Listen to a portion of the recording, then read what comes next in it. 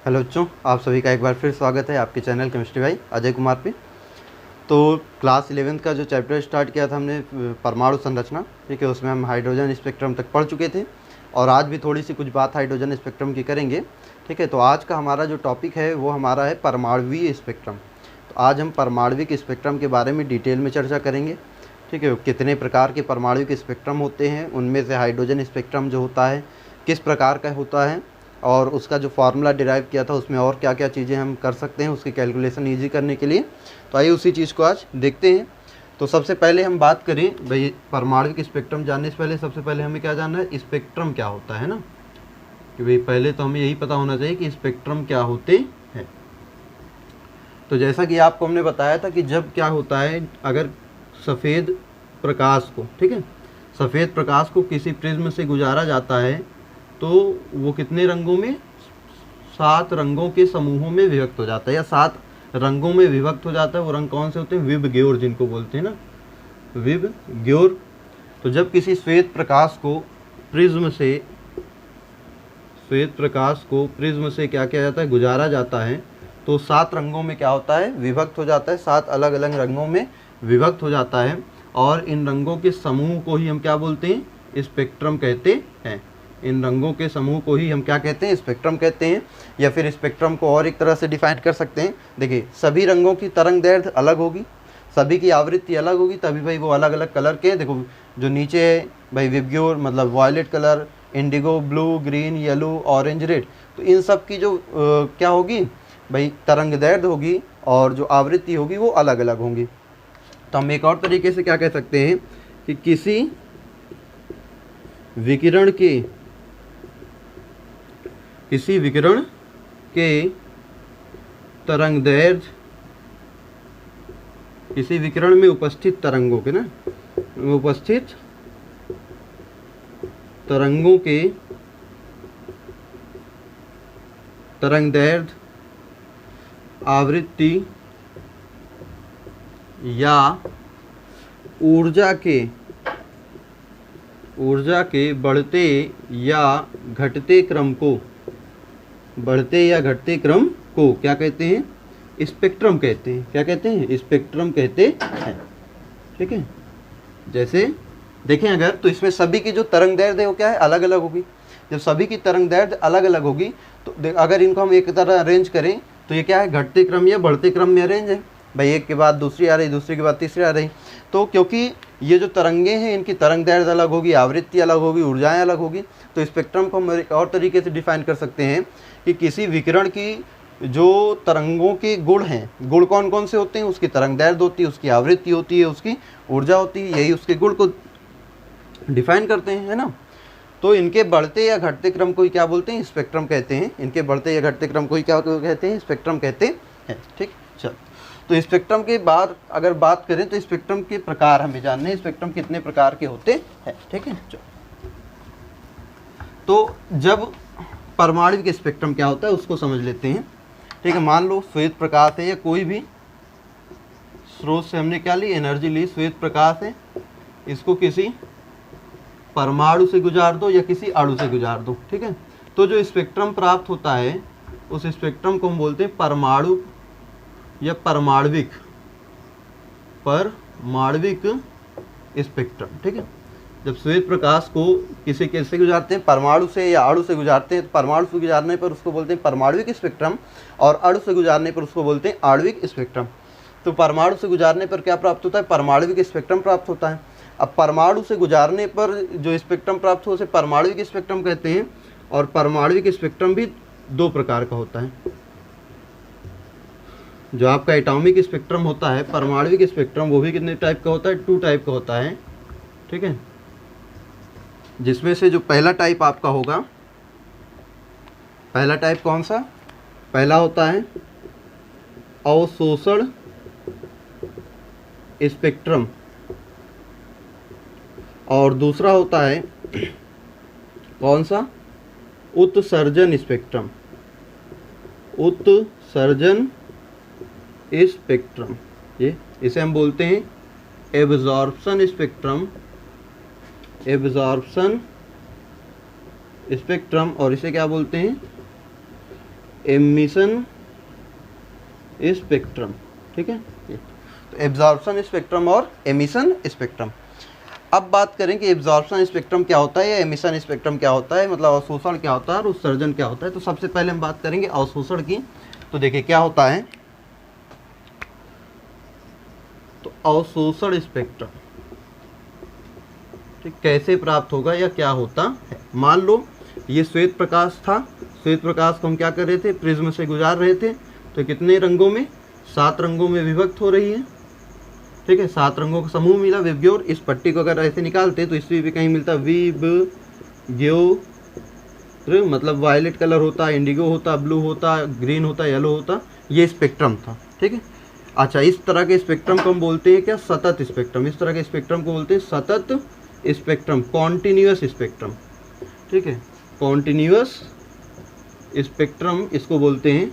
ये एक टाइप का एमिशन स्पेक्ट्रम ही है, अभी आगे पढ़ेंगे। मतलब जिसमें सभी रंग दिखें, वाइट लाइट जितने रंगों में विभक्त हो सकता है वो सभी लगातार क्या हो, व्यवस्थित हो, लगातार दिखते रहे, तो उनको हम बोलते हैं सतत स्पेक्ट्रम, ठीक है। तो जब श्वेत प्रकाश को गुजारा गया तो विबग्योर मिला, मतलब सतत स्पेक्ट्रम मिलता है। लेकिन अगर यहीं पर हम इसके बीच में कोई पदार्थ, कोई गैस रख दें, मान लो हमने H2 गैस रख दी, ठीक है, कोई भी गैस रख दी, और फिर इसको प्रकाश को गैस के थ्रू गुजारा, तो जब गैस से ये होकर गई तो यहाँ पे जो हमें स्पेक्ट्रम मिला, उस स्पेक्ट्रम में कहीं कहीं पर बीच बीच में ब्लैक रेखाएं, ब्लैक लाइंस थी। क्या हो गई थी, ब्लैक मतलब काली काली कलर की क्या थी, पट्टियाँ दिखाई दे रही थी। मतलब कुछ कलर दिख रहे थे, जैसे विब दिखा, ठीक है, जी दिखा, वाई दिखा, ये, लेकिन इनके बीच बीच में कहीं कहीं पर क्या हो रही थी, काली काली पट्टियाँ दिखाई दे रही थी। इससे क्या हुआ, ये क्यों हुआ ऐसा, क्योंकि जब हमने H2 गैस से श्वेत प्रकाश को गुजारा तो जो हाइड्रोजन गैस थी वो कुछ फ्रीक्वेंसी के कलर को, कुछ फ्रीक्वेंसी की वेव्स को, कुछ फ्रीक्वेंसी, कुछ आवृत्ति की तरंगों को क्या कर लिया, अवशोषित कर लिया, और बाकी को क्या कर दिया, एमिट कर दिया, बाकी को बाहर भेज दिया। और वही कलर ये सब है, विबग्योर मतलब वायलेट दिख रहा है, इंडिगो दिख रहा, ग्रीन दिख रहा, येलो दिख रहा, ऑरेंज दिख रहा, हमें ब्लू नहीं दिख रहा, रेड नहीं दिख रहा। मतलब हाइड्रोजन ने ब्लू और रेड को क्या कर लिया, मतलब एब्जॉर्व कर लिया, बाकी जिसको एमिट कर दिया वो हमें दिखाई दे रही हैं, ठीक है। तो क्या होता है कि जब श्वेत प्रकाश को किसी गैस से गुजारा जाता है तो गैस कुछ तरंगों को, स्पेक्ट्रम में प्राप्त होने वाली कुछ तरंगों को क्या कर लेता है, अवशोषित कर लेता है, जिससे प्राप्त होने वाली तरंगों में चमकीली रेखाओं की जगह पर काली पट्टियां दिखाई देती हैं। इस प्रकार के स्पेक्ट्रम को हम बोलते हैं अवशोषण स्पेक्ट्रम। इस प्रकार के स्पेक्ट्रम को क्या बोलते हैं, अवशोषण स्पेक्ट्रम। तो क्या लिखेंगे इसके बारे में, ठीक है, कि जब श्वेत प्रकाश को प्रिज्म, किसी गैस से होकर प्रिज्म से गुजारते हैं तो प्राप्त स्पेक्ट्रम में रंगीन पट्टियों की जगह काली रेखाएं, जगह बीच बीच में काली रेखाएं दिखाई देती हैं। इस स्पेक्ट्रम को ही दिखाई देती हैं, इसे ही अवशोषण स्पेक्ट्रम कहते हैं। अवशोषण स्पेक्ट्रम, ठीक है। तो बात समझ में आई क्या हुआ। अच्छा, क्यों कुछ रंगों की जगह काली पट्टियाँ क्यों दिखाई दी, क्योंकि उन रंगों को इस गैस ने, जिस भी गैस को रखा, भाई हम यहाँ पे हीलियम गैस रखेंगे तो अलग रंग गायब हो जाएंगे इसमें से, हम नाइट्रोजन गैस रखेंगे तो अलग रंग गायब होंगे। मतलब हर गैस के जो आवृत्ति होती, तरंग दैर्ध्य अलग, हर गैस अलग अलग आवृत्ति की, अलग अलग तरंग दैर्ध्यों की तरंगों को क्या करता है, अवशोषित करता है। तो जब हम गैस को रखेंगे तो गैस क्या करेगा, कुछ आवृत्ति की, कुछ तरंग दैर्ध्यों को, तरंगों को क्या कर लिया, अवशोषित कर लिया, बाकी को क्या कर दिया, एमिट कर दिया, बाकी को भेज दिया आगे। तो जिससे क्या हुआ, जो स्पेक्ट्रम प्राप्त हुआ उसमें सभी रंग, चमकीले रंगों की जगह बीच बीच में क्या दिखाई दे रही, काली पट्टियाँ दिखाई दे रही। और काली पट्टियाँ किनके जगह पे दिखाई देंगी? उन रंगों की जगह जिन रंगों को गैस ने क्या कर लिया? अवशोषित कर लिया है। तो इस प्रकार के स्पेक्ट्रम को हम क्या बोलते हैं? अवशोषण स्पेक्ट्रम कहते हैं। इस प्रकार के स्पेक्ट्रम को क्या बोलते हैं? अवशोषण स्पेक्ट्रम कहते हैं। चलिए, अवशोषण स्पेक्ट्रम के बाद बात आती है कौन सी? उत्सर्जन स्पेक्ट्रम। ठीक है, उत्सर्जन सेकेंड हम बात करते हैं। दूसरा हमारा कौन सा है? उत्सर्जन स्पेक्ट्रम। उत्सर्जन स्पेक्ट्रम, एमिशन स्पेक्ट्रम। ठीक है, तो हम बात करते हैं एमिशन स्पेक्ट्रम की, उत्सर्जन स्पेक्ट्रम की। तो इसमें क्या होता है? ठीक है, देखो अब क्या होगा, अभी हमने गैस को रखा तो गैस ने कुछ कलर को एब्जॉर्व कर लिया। अगर हम इसी गैस को, ठीक है, इसी गैस को हम क्या कर देते? ऊर्जा दे देते, ऊर्जा देते, या फिर इसी को गर्म करते।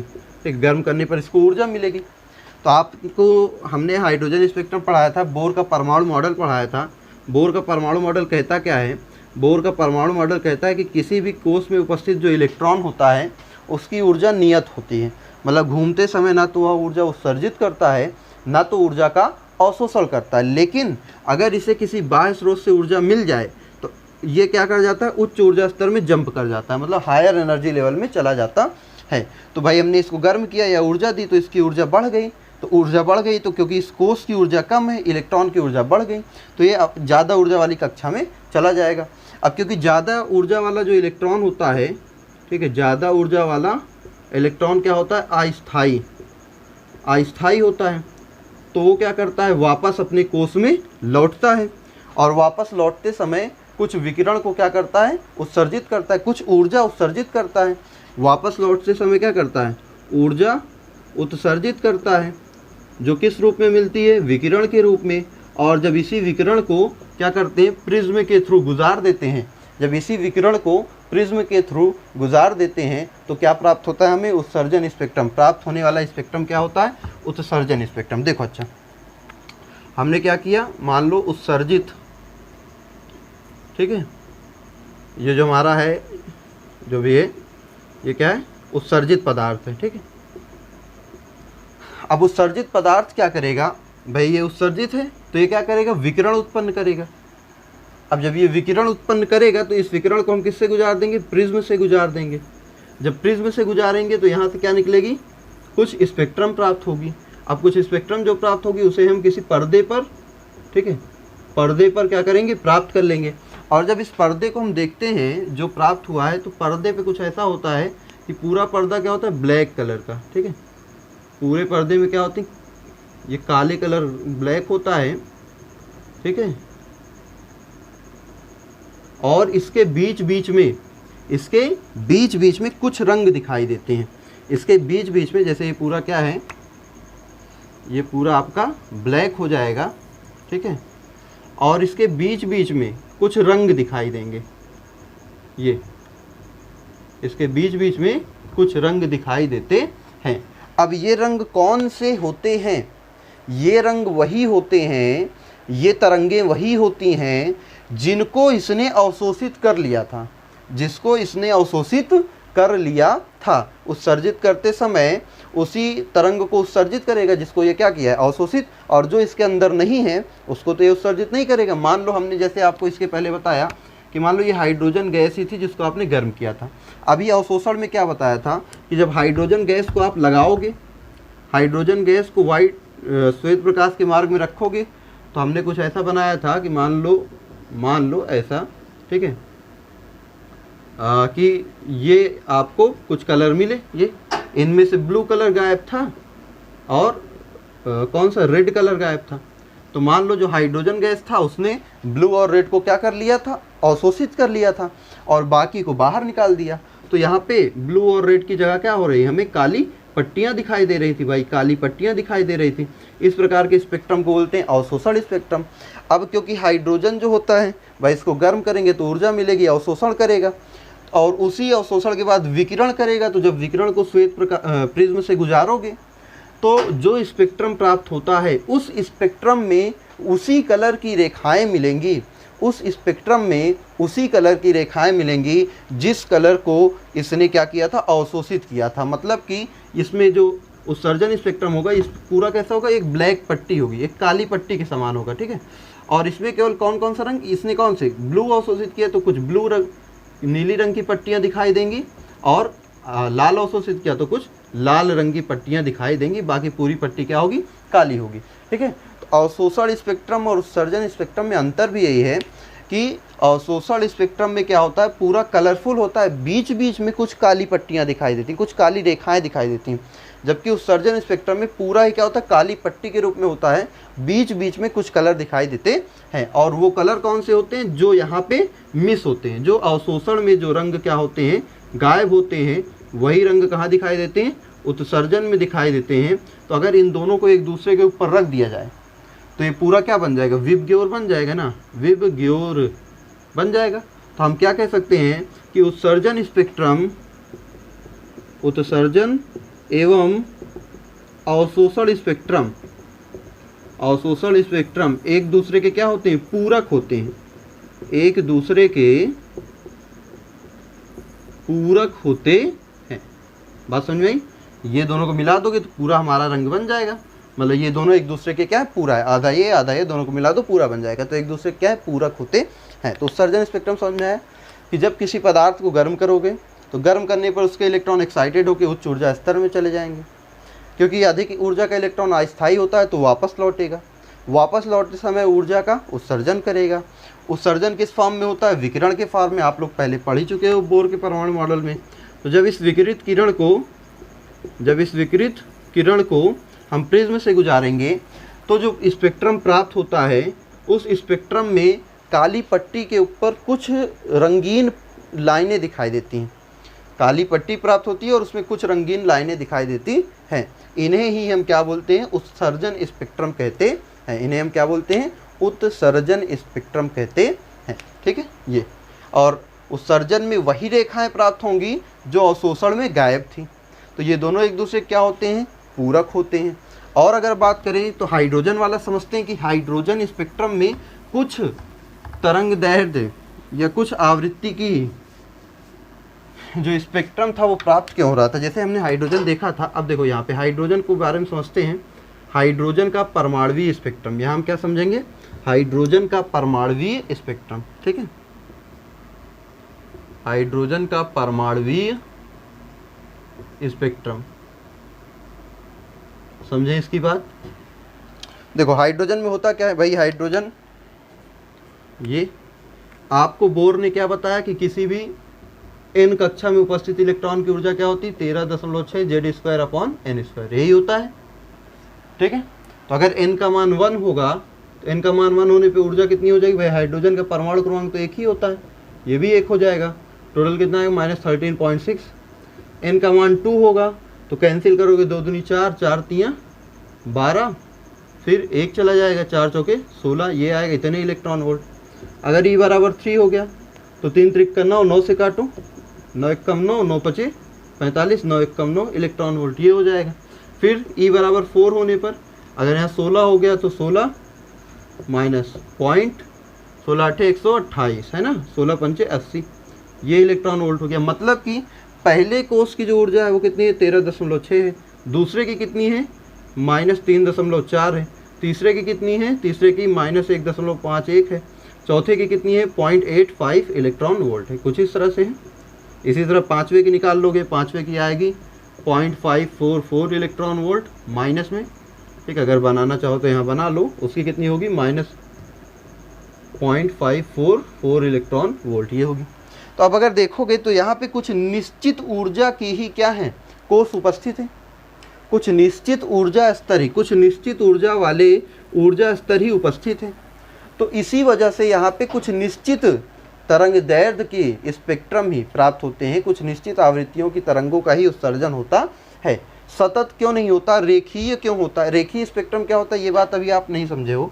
तो रेखीय स्पेक्ट्रम जो होता है उत्सर्जन स्पेक्ट्रम को ही बोलते हैं, उत्सर्जन स्पेक्ट्रम को ही बोलते हैं। रेखीय स्पेक्ट्रम क्या होता है, ऐसा स्पेक्ट्रम जिसमें सभी रंग उपस्थित ना होकर कुछ रंगीन पट्टियाँ दिखाई देती हैं, ऐसा उत्सर्जन जिसमें, या ऐसा स्पेक्ट्रम, ऐसा उत्सर्जन स्पेक्ट्रम जिसमें कुछ रंगीन कलर की पट्टियाँ दिखाई देती काली पट्टी पर कुछ रंगीन पट्टियाँ दिखाई देती हैं, वही क्या होता है, रेखीय स्पेक्ट्रम। की पूरा ना होकर क्या है भाई, यहाँ पे कुछ रेखीय स्पेक्ट्रम प्राप्त हो रहा है। तो इसी तरह हाइड्रोजन में भी होता है। जब हाइड्रोजन का एक इलेक्ट्रॉन ऊर्जा लेके उच्च ऊर्जा स्तर में गया, तो अगर ये यहाँ से पहले में आएगा, यहाँ से दूसरे में आएगा, यहाँ से तीसरे में आएगा, तो क्या मिलता है, स्पेक्ट्रम। अब स्पेक्ट्रम जो होता है वो सतत क्यों नहीं होता, मतलब लगातार जो सतत होता है, सतत क्यों ना होकर, सतत हमने बताया ना जिसमें एक भी कलर मिसिंग ना हो, जिसमें कोई भी तरंग क्या हो, मिसिंग ना हो, गायब ना हो। सतत अगर कब होगा, सतत कब होगा, इसकी कंडीशन समझे। अगर यहाँ पे सारे ऊर्जा स्तर लगातार उपस्थित होते, कैसे, -13.6 के बाद आता -13.5, फिर आता -13.4, फिर आता -13.3, -13.2, मतलब लगातार सारे कोष उपस्थित होते, तो जो स्पेक्ट्रम मिलता पहले ज़्यादा वाला, फिर कम, फिर कम, फिर मतलब एक लगातार स्पेक्ट्रम मिलता जाता। लेकिन यहाँ पे भाई जो कोष हैं वो लगातार, मतलब कोषों की ऊर्जा लगातार घटना ना घट कर क्या हो रही है, इकट्ठा। देखो 13.6 के बाद 3.4 आ गया, तो भाई जब पूरे कोष उपस्थित नहीं है तो इसकी आवृत्ति और इसकी तरंग दैर्घ्य के बराबर एक तरंग आएगी, यहाँ आएगी तो इसकी आवृत्ति तरंग दैर्घ्य के बराबर आएगी। मतलब कि अलग अलग प्रकार के क्या प्राप्त होंगे, स्पेक्ट्रम प्राप्त होंगे, स्पेक्ट्रम रेखाएं प्राप्त होती हैं। ठीक है, ये चीज़ होती है। ठीक है, और हमने हाइड्रोजन स्पेक्ट्रम में आपको बताया था, क्या बताया था कि हाइड्रोजन स्पेक्ट्रम जो होता है उसमें जिस कोष की ऊर्जा कम होती है उसका तरंग दैर्घ्य ज़्यादा होता है, जिसकी तरंग दैर्घ्य कम होती है, मतलब जिसका ऊर्जा ज़्यादा होती है उसकी तरंग दैर्घ्य कम होती है। तो वो चीज़ आपको ये पता है, आपको एनर्जी भी पता होती है कि डेल्टा ई जो ऊर्जा का अंतर होता है hc/λ होता है। यहाँ से भी आपको दिखता है कि अगर इन दोनों को कांस्टेंट कर दोगे तो डेल्टा ई क्या हो जाएगा, इन्वर्सली प्रोपोर्शनल लैम्डा होता है, जिसकी ऊर्जा ज़्यादा उसका तरंग दैर्घ्य कम। तो अगर हमसे पूछे कि बताओ पहले कोष की तरंग दैर्घ्य, पहले कोष के लिए तरंग दैर्घ्य कम होगी कि तीसरे कोष के लिए, तो जिसका तरंग दैर्घ्य कम होगा उसकी ऊर्जा ज़्यादा होगी। बताओ ऊर्जा इनमें से किसकी ज़्यादा है, इसकी ज़्यादा ऊर्जा है, तो ऊर्जा ज़्यादा है तो तरंग दैर्घ्य कम हो जाएगी। तो अगर हमसे कहे कि पहले और तीसरे कोष में किसके लिए तरंग दैर्घ्य ज़्यादा होगी, तो तीसरे की ऊर्जा ज़्यादा है तो तरंग दैर्घ्य कम होगी, पहले की ऊर्जा कम है तो तरंग दैर्घ्य ज़्यादा होगी। इसीलिए एक चीज़ हमने आपको कहा था, एक चीज़ और हमने आपको बताई थी। ठीक है, पहले अच्छा इसका निकाल लेते हैं कुछ चीज़ें, जैसे तरंग दैर्घ्य निकालने का हमने आपको फार्मूला बताया था। इस साइड देखते हैं, फार्मूला आपको क्या बताया था कि किन्हीं भी दो कोषों, जैसे भाई यहाँ से इलेक्ट्रॉन यहाँ से यहाँ आएगा तो इन दोनों कोषों के बीच ऊर्जा अंतर होता है, तो उसको कैसे निकालते हैं, डेल्टा ई। डेल्टा ई कैसे होता है, डेल्टा ई होता है E2 माइनस E1, ये बताया था।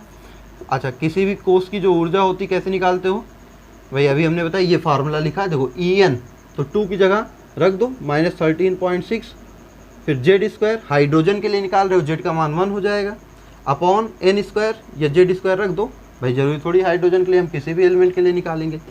N क्या है, N2 का स्क्वायर, माइनस फिर क्या होगा E1, फिर यहाँ ब्रैकेट में -13.6 Z² अपॉन N1²। बताओ ये माइनस माइनस प्लस हो जाएगा, आगे आ जाएगा 13.6 Z² अपॉन N1² -13.6, ये पीछे चला जाएगा, अपॉन N2² Z²। देखो ये दोनों कॉमन है, कॉमन ले लो, 13.6 Z², 1 upon N1² minus 1 upon N2², यही बनेगा डेल्टा ई बराबर। और डेल्टा ई अभी हमने क्या बताया था, डेल्टा ई बराबर होता है hc/λ। तो बताओ hc/λ यहाँ रख दो, hc/λ। हमें तरंग दैर्घ्य निकालनी है, सिंपल सा, ज़्यादा हमें लेंदी नहीं करना, तो hc को इधर भेज दो, 1/λ बराबर क्या हो जाएगा, 13.6/hc/z², 1 upon N1² minus 1 upon N2², यही हो जाएगा। ये क्या आ गया आपका, तरंग दैर्घ्य यहाँ से आ जाएगी। और कैलकुलेशन इजी करने की, ये सूत्र किसका सूत्र कहलाता है, रिडबर्ग का। कैसे, इसकी जो वैल्यू होती है ये होती R मतलब रिडबर्ग कांस्टेंट, 13.6/hc को हम लिख सकते हैं R क्या होता है हमारा, रिडबर्ग कांस्टेंट, रिडबर्ग कांस्टेंट, जिसकी वैल्यू कितनी होती है 109678 सेंटीमीटर इनवर्स, ये होती है। ठीक है, किसकी, रिडबर्ग कांस्टेंट की। तो यहाँ से जब रिडबर्ग कांस्टेंट आप निकालोगे तो क्या आएगा, 1 upon N1² minus 1 upon N2², यही है। अब आपको अगर तरंग दैर्घ्य निकालनी है तो तरंग दैर्घ्य का सीधा सीधा भाई फंडा है, देखो कैसे, सिंपल सा। ठीक है, चलो अब हम निकालते हैं n बराबर 1 के लिए, मतलब इलेक्ट्रॉन जो है N2 से N1 में आ रहा, दूसरे से एक में आ रहा, तो N2 कितना हो जाएगा 2, N1 कितना हो जाएगा 1। रखो यहाँ 1/λ इक्वल टू R, और हाइड्रोजन स्पेक्ट्रम है तो हाइड्रोजन के लिए Z कितना होता है 1, तो गायब हो जाएगा Z का 1 का स्क्वायर 1/1 का स्क्वायर माइनस 1/2 का स्क्वायर, यही होगा। तो 1/λ इक्वल टू R, 1 माइनस 1/4 कितना हो जाएगा 1/λ इक्वल टू 3/4R। इसको आप क्या लिख सकते हो, लेमडा निकालना है तो लेमडा बराबर क्या हो जाएगा 4/3R, यही होगा 1/R, इसको लिख सकते हो।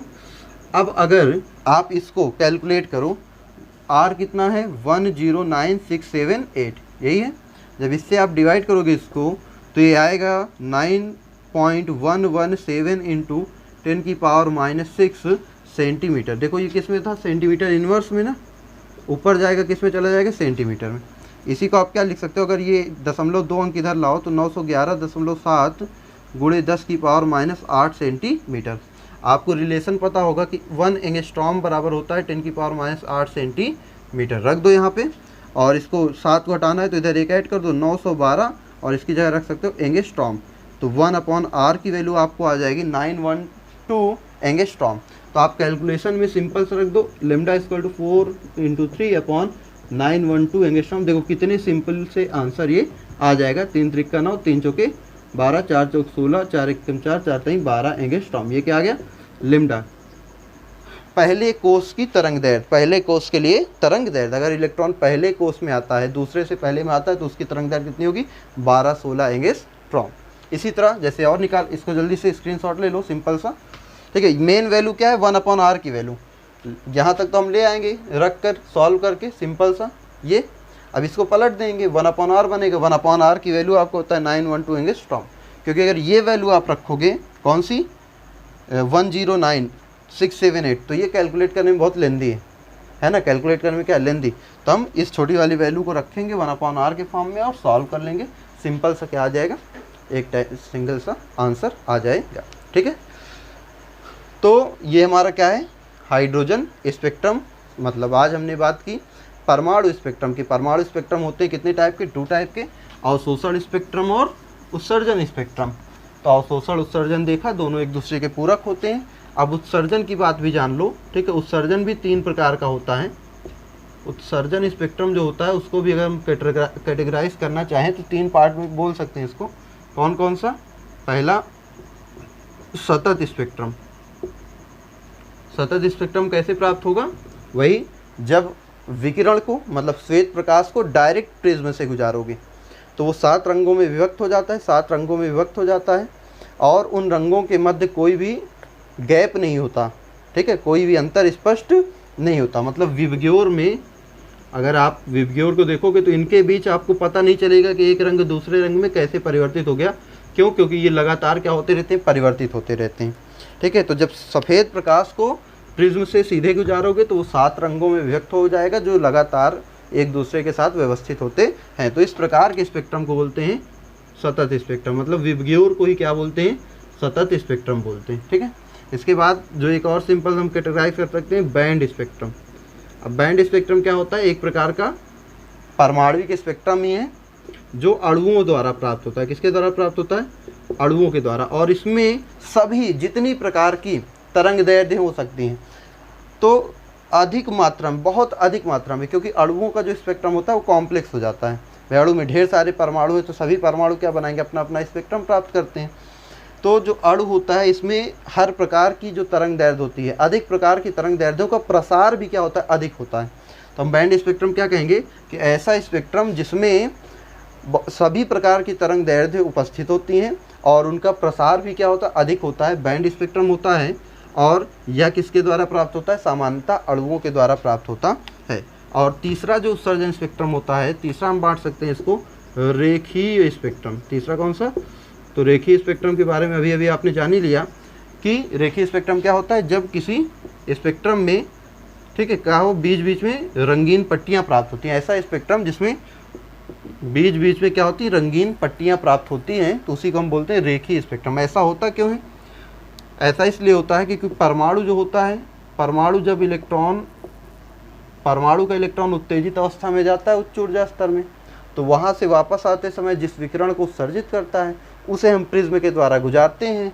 तो परमाणु जिस ऊर्जा को, जिस तरंग दैर्ध्य को अवशोषित किया रहता है उसी को विकिरित करता है। तो वही हमें यहाँ क्या दिखाई देती हैं, रंगीन पट्टियों के रूप में दिखाई देती हैं।